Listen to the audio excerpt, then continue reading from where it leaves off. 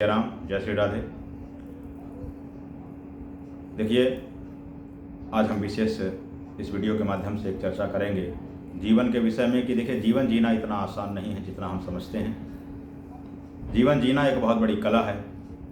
जीवन जीने के लिए भी हमें शिक्षा की अनिवार्यता पड़ती है, अपने जीवन में मार्गदर्शक की आवश्यकता पड़ती है। शास्त्र कहता है शासनम शासनात् त्रायते इति शास्त्रम।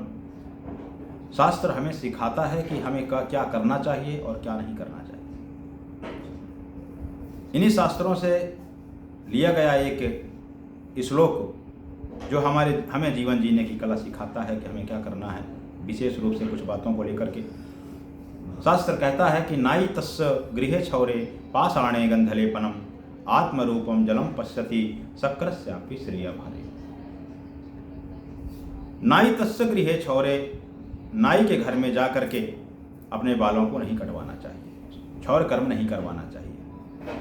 यद्यपि आजकल की परंपरा तो हम सब नाई के दुकान में जा कर के और कार्य करवाते हैं, क्षौर कर्म आदि क्रिया करवाते हैं, तो दोष नहीं है। लेकिन घर में जा कर के किसी भी परिस्थिति में नाई के घर में जा कर के क्षौर कार्य नहीं करवाना चाहिए। और दूसरा, पाषाणे गंधलेपनम।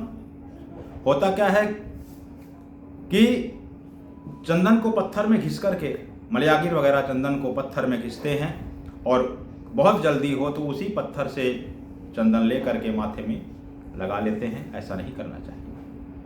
पत्थर में चंदन घिस करके और किसी पात्र में रख करके फिर अपने माथे से लगाना चाहिए। पाषाणे गंधलेपनम आत्मरूपम जलम पश्यति शक्रस्यापि श्रियभारे। और अपने रूप को कभी जल में नहीं देखना चाहिए। अगर ऐसा 3 कार्य आप करते हैं, नाई के घर में जाकर के बाल बनवाते हैं, पत्थर में घिस करके चंदन लगाते हैं और अपने रूप को जल में देखते हैं, तो शास्त्र कहता है शक्रस्यापि श्रियभारे। इंद्र के समान अगर आपका वैभव क्यों ना हो, वह भी वैभव शीघ्र नष्ट हो जाता है। वर्णन आता है रामचरितमानस में, आप लोग श्रवण करते हैं। एक शिलनिधि नाम के राजा थे, जिनकी एक कन्या थी जिनका नाम था विश्वमोहिनी। श्री देवर्षि नारद जी ने उनका जब हाथ देखा, हाथों की रेखा को पढ़ा, तो उसमें लिखा था जो यही बर अमर सोई होई। इसका जो वर्ण करेगा वो अमर हो जाएगा। आख्यान बहुत लंबा है। नारद जी के मन में विवाह करने की इच्छा जागृत हो गई और इसके लायक मेरा रूप नहीं है, इसलिए जाकर के भगवान नारायण से सौंदर्यता की मांग की। भगवान ने अपना रूप दिया। भगवान का एक रूप बंदर का भी है, इसलिए बंदर का रूप दे दिया। हुआ क्या कि स्वयंवर में विश्वमोहिनी उस कन्या ने नारायण कुमार रूप में आए, उनका वर्ण कर लिया और चले गए। वर्णन आता है कि भगवान शिव के पार्षद वहीं बैठे थे। भगवान शिव के पार्षदों ने, गणों ने उन्हें उनका उपहास करते हुए कहा कि जाकर के अपने रूप को मुकुर में जाकर के देखो, दर्पण में जाकर के देखो। वहां दर्पण तो था नहीं, इसलिए नारद जी ने बदन देख मुनि बारी निहारी। बदन माने अपने मुख को, बारी माने जल में जाकर के देख लिया। पुनि जल दीख रूप निज पावा। जल में अपने रूप को देखा।